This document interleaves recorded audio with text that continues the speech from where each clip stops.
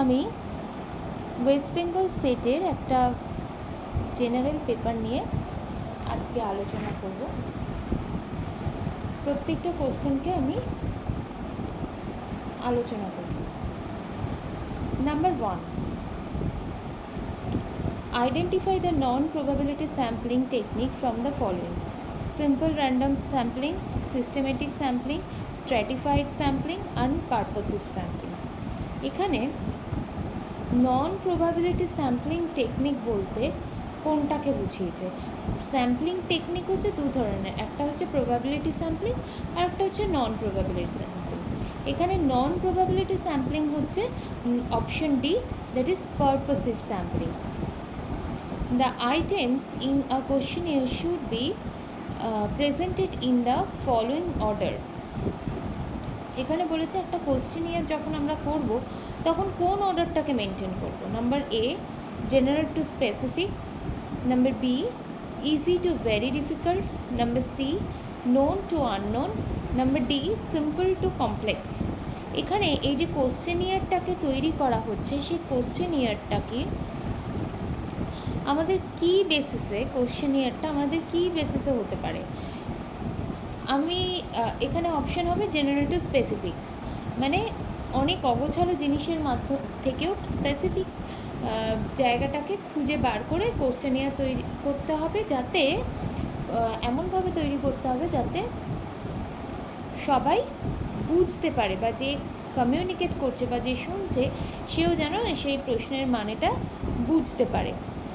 তাই general to specific হতে হবে। এখানে ইজি টু ভেরি ডিফিকাল্ট এটা কখনোই হতে পারে না যে সহজ থেকে কঠিন, না, কঠিন জিনিস কখনোই কেউ বুঝতে পারবে না। তারপর নোন টু আননোন সেটাও কেউ বুঝতে পারবে না। অ্যান্ড সিম্পল টু কমপ্লেক্স সেটাও হবে না। নাম্বার 3,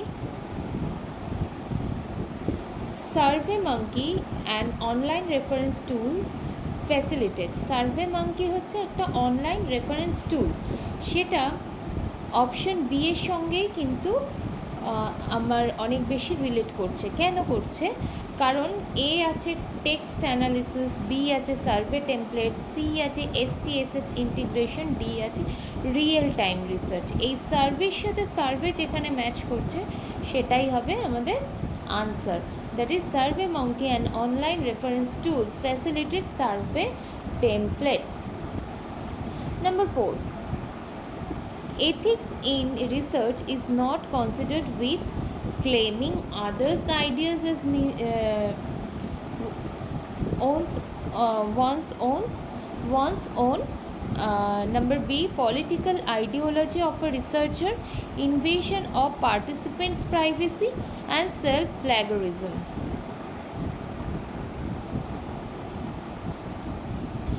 এখানে বলেছে যে একটু বাংলাটা আমরা দেখে নিই, যে নিচের নিম্নলিখিত কোন বিষয়গুলিকে গবেষণার নৈতিকতার সঙ্গে সংশ্লিষ্ট নয়? অন্যের চিন্তা ভাবনাকে নিজের বলে দাবি করা, গবেষকের রাজনৈতিক মতাদর্শ, গবেষকের অংশগ্রহণকারীদের ব্যক্তিগত গোপনীয়তা লঙ্ঘন এবং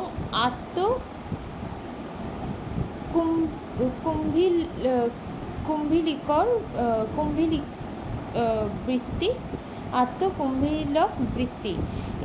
এই চারটে অপশানের বিশ্লেষণ করে বা বিবেচনা করলে দেখা যাবে এই চারটেই ভুল আসলে। কিন্তু এখানে বলেছে যে এথিক্স ইন রিসার্চ বা গবেষণার নৈতিকতার সঙ্গে যেটা অনেক বেশি রিলেট, সেটা হচ্ছে রাজনৈতিক ভাবাদর্শ বা মতাদর্শ। একটা গবেষকের রাজনীতির কতটা চিন্তাভাবনা আছে সেটা কখনোই তার রিসার্চের মধ্যে পড়বে না, তার এফেক্টটা কখনোই রিসার্চের মধ্যে পড়বে না। তো অপশন বি এখানে হচ্ছে সঠিক আনসার। নাম্বার 5, এখানে বলেছে রিসার্চ কিছু প্রবলেম দিয়েছে। লিস্ট 1-এ রিসার্চ প্রবলেম অ্যান্ড লিস্ট 2-তে হচ্ছে research method. Number A, peer interaction in racial mixed classroom of an urban high school, এখানে বলেছে যে একটা শহরের হাই স্কুলের মিশ্র বর্ণের শিক্ষার্থীদের মধ্যে আলাপ আলোচনা। একটা শহরে হাই স্কুলের মিশ্র বর্ণের, যখন এখানে বর্ণ দিয়েছে তখন এটা এথনোগ্রাফির গবেষণা হবে। বর্ণ মানে জাতিসত্তা, বর্ণ, এইগুলো সবসময় না এথনোগ্রাফিকের সঙ্গে সংশ্লিষ্ট হবে। কি বলেছে না, একটা শহরের হাই স্কুলের মিশ্র বর্ণের শিক্ষার্থীদের মধ্যে আলাপ আলোচনা, এটা এথনোগ্রাফির। তাহলে কোনটা হবে? মানে এ হচ্ছে 3, তার মানে অপশান বি। এবার দেখা যাক বলেছে কি, developmental pattern of intelligence among middle school students. Developmental pattern of intelligence among middle school student মানে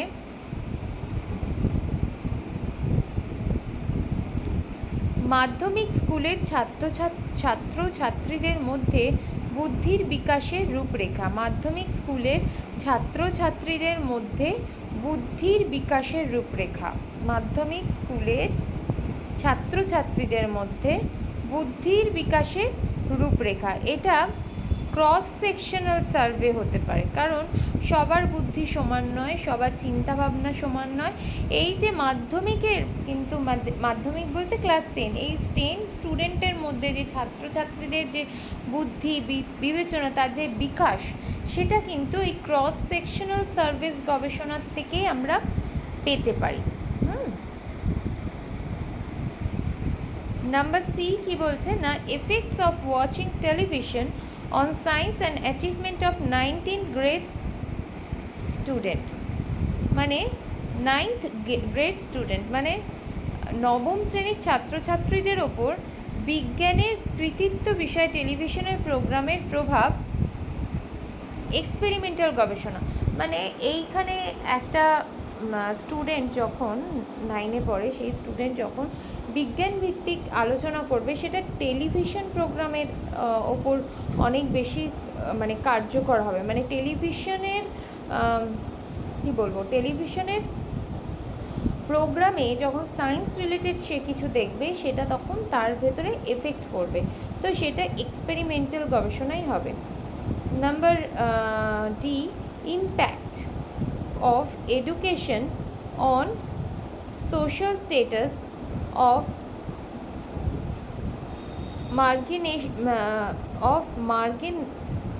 marginalized group। মানে এখানে মার্জিনালাইজড গ্রুপ বা মার্জিনালাইজড গ্রুপ বলতে বোঝায় প্রান্তিক, মানে একদম প্রান্তিক গোষ্ঠী, মানে সব থেকে মানে একটা গোষ্ঠী যেখানে কনিষ্ঠ, মানে সব থেকে কী বলবো, সমাজে এইভাবে বলাটা হচ্ছে সব থেকে প্রান্ত জায়গায় যে মানুষরা থাকে, সেটাকে বলা হয় প্রান্তিক গোষ্ঠী। সামাজিক মর্যাদার ওপর শিক্ষার প্রভাব, যেখানে কমিউনিটি কম, সেখানে যে শিক্ষা দীক্ষার ব্যবস্থা সেখানে নেই, সেই কমিউনিটিকে বলা হয় সামাজিক। সেই কমিউনিটির ওপর সামাজিক মর্যাদার যে শিক্ষার প্রভাব, সেটা হচ্ছে এক্স পোস্ট ফ্যাক্টো গবেষণা বা research.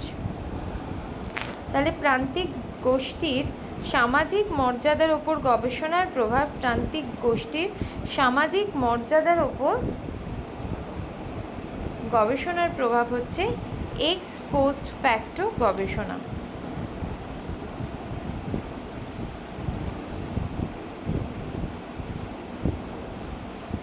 Which of the following in combination characterize qualitative research? Qualitative research কাকে বলা হচ্ছে? which of the following in combination characterize qualitative research? Qualitative research এখানে কাকে বলছি? আমি সবগুলো অপশান পড়ছি। রিসার্চ টুল ডিপেন্ডেন্স, যেখানে রিসার্চের টুলস বা টেকনিক ডিপেন্ডস করছে, সেটাকে কি বলছে আমরা কোয়ালিটেটিভ রিসার্চ? নাকি রিসার্চের dependence, Number 3, context free generalization. Number 4, context specific generalization. Number 5, minimal citation of lecture. এখানে দেখতে হবে রিসার্চ টুল ডিপেন্ডেন্স। এখানে টেকনিক ওয়ানটা হতে পারে,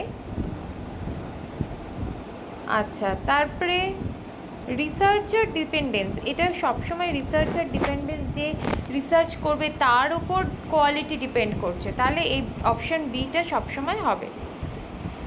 নাম্বার 3, কনটেক্সট ফ্রি জেনারেলাইজেশন, এটা কখনো হবে না, কিন্তু কনটেক্সট স্পেসিফিক জেনারেলাইজেশন এটা হবে। মিনিমাল সাইটেশন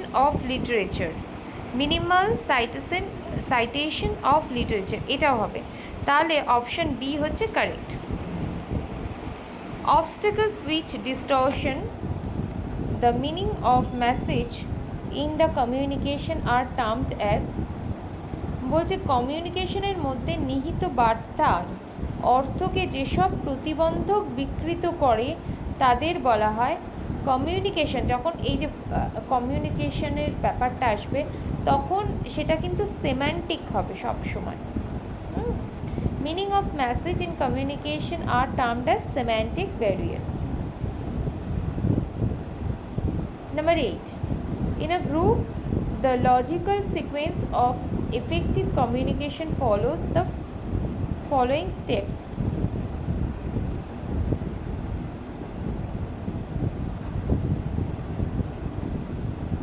বলেছে ইন আ গ্রুপ, একটা গ্রুপে দ্য লজিক্যাল সিকোয়েন্স, একটা লজিক সিকোয়েন্স মেনটেন্স করছে অফ এফেক্টিভ কমিউনিকেশন, মানে একটা কার্যকরী কমিউনিকেশনের জন্য কী কী স্টেপ দরকার। এখানে অপশন সি হবে, কীভাবে? Forming, storming, norming, performing, adjourning. আবার বলছি, forming, storming, norming, performing, adjourning. Number 9, protection of an original music competition. Protection of an original music competition and recording is in the domain of trademark, copyright, brand, logo.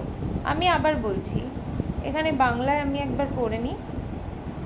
বলেছে মূল সঙ্গীত সৃষ্টি ও তাতে সুর দিয়ে বাণীবদ্ধ করে সুরক্ষিত রাখার প্রক্রিয়া যার আওতায় পড়ে তা হলো কপিরাইট। আমরা এখন ইউটিউব চ্যানেলকে নিয়ে বেশি কালচার করতে গিয়ে বা বেশি বিষয়গুলোকে আমরা জানতে পেরেছি যে কপিরাইট ক্লেম হয়। সুতরাং গান যখন মূল সঙ্গীত সৃষ্টি এবং তাতে সুর দিয়ে বিষয়টাকে বাণীবদ্ধ করে সুরক্ষিত রাখাটাকে বলা হয় কপিরাইট। এবার সেই গানটাকে যদি অন্য কেউ গেয়ে ফেলে তাকে বলা হয়, তাকে কপিরাইট ক্লেম দেওয়া হয়। Number 10, in a society where people learn from members of other culture and grow together in having and dash environment, interculture, cross culture, multiculture, hybrid culture. Interculture, সোসাইটিতে যখন কিছু মানুষ learn from members of other culture, যখন দুটো কালচারের সঙ্গে match হয়ে যায়, শেখা হয়, তখন তাকে বলা হয় ইন্টারকালচার। এইটা একটু বাংলাটা আমি বলে দিই, যে সমাজের বিভিন্ন সংস্কৃতির মানুষ যখন একে অপরের কাছ থেকে শিক্ষা নিয়ে একই সঙ্গে বেড়ে ওঠার যে পরিবেশ সৃষ্টি করে, সেই পরিবেশকে বলা হয় ইন্টারকালচার।